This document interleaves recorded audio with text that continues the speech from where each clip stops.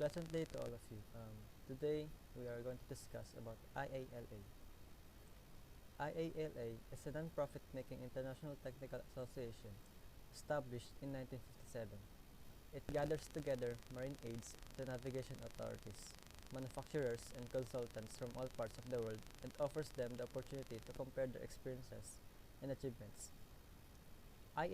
IALA encourages its members to work together in a common effort to harmonize aids to navigation worldwide and to ensure that the movements of vessels are safe, expeditious, and cost-effective. By the end of the 20th century, many aids to navigation authorities had realized that it was very important to improve their efficiency and their research and development work. To compare their knowledge, experience, and plans on a regular basis, regular conferences were held at 4 or 5 yearly intervals, but by the 1950s, it became evident the pace of technological change was such that a permanent secretariat was needed to guarantee the continuous flow of information between the aids to navigation authorities of the world. Thus, in July 1957, the aids to navigation authorities of 20 centuries agreed to found the permanent organization. Taking into account the needs of mariners, developments in modern technology, and the requirements and constraints of aids to navigation authorities, a number of technical committees have been established bringing together experts from around the world.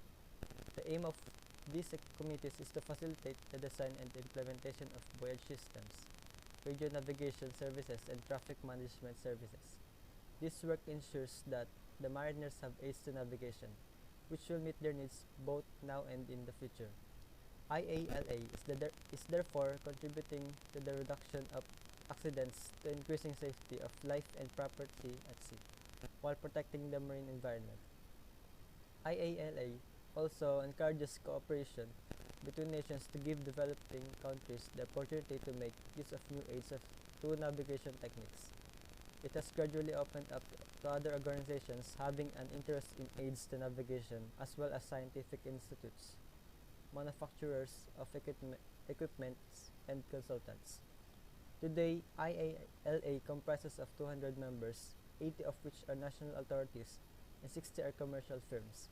Through its participation in the work of intergovernmental organizations such as the International Maritime Organization, the International Telecommunications Union, and the International Hydrographic Organization, IALA has had its expertise in the marine aids to navigation field acknowledged worldwide. Many of its achievements have been officially adopted or recommended by one or another of these organizations.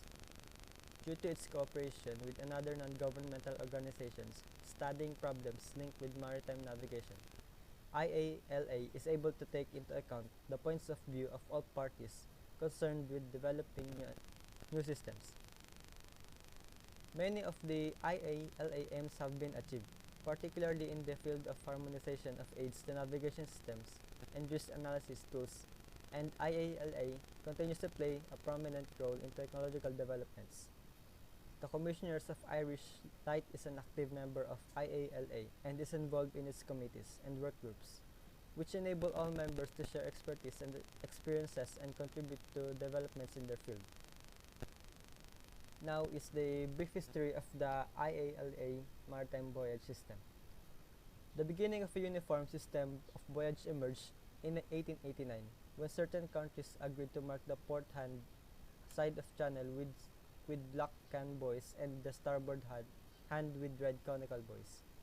Unfortunately, when lights for buoys were introduced, some European countries placed red lights on the black port hand buoys to conform with the red lights marking the port hand side of the harbor entrances, whilst throughout North America, red lights were placed on the red starboard hand buoys.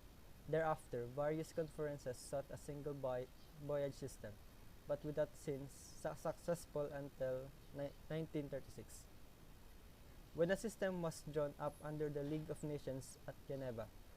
It established a lateral system with the principle that red buoys should be used on the port hand and black buoys on the starboard hand.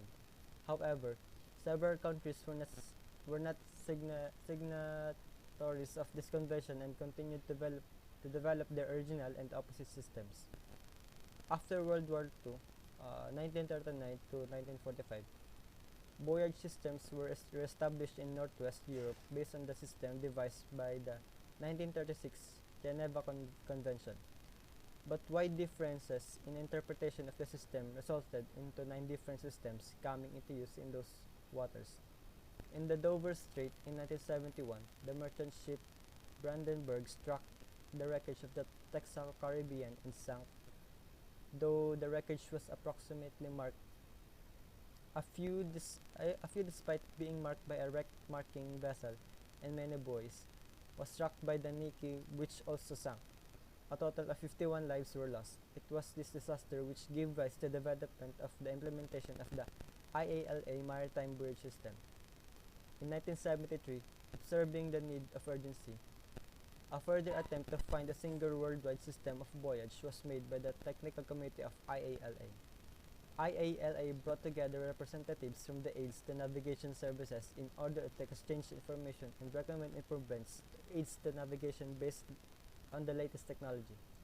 IALA decided that the agreement could not be achieved immediately but concluded that the use of only 2 alternative systems was practicable by dividing the world into regions.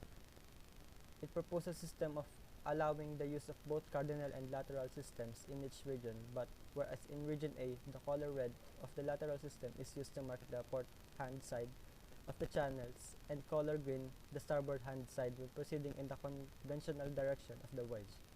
In region B, the colors are reserved. In 1980, at a conference convened with the assistance of the Intergovernmental Maritime Consultative Organization, now known as the IMO, and the International Hydrographic Organization, the lighthouse authorities from 50 countries and the representatives of 9 international organizations concerned with aids to navigation agreed to adopt the rules of the new combined system and reach decisions on the voyage regions. The system has now been implemented through much of the world. However, in some parts, conversion in the new system is still incomplete.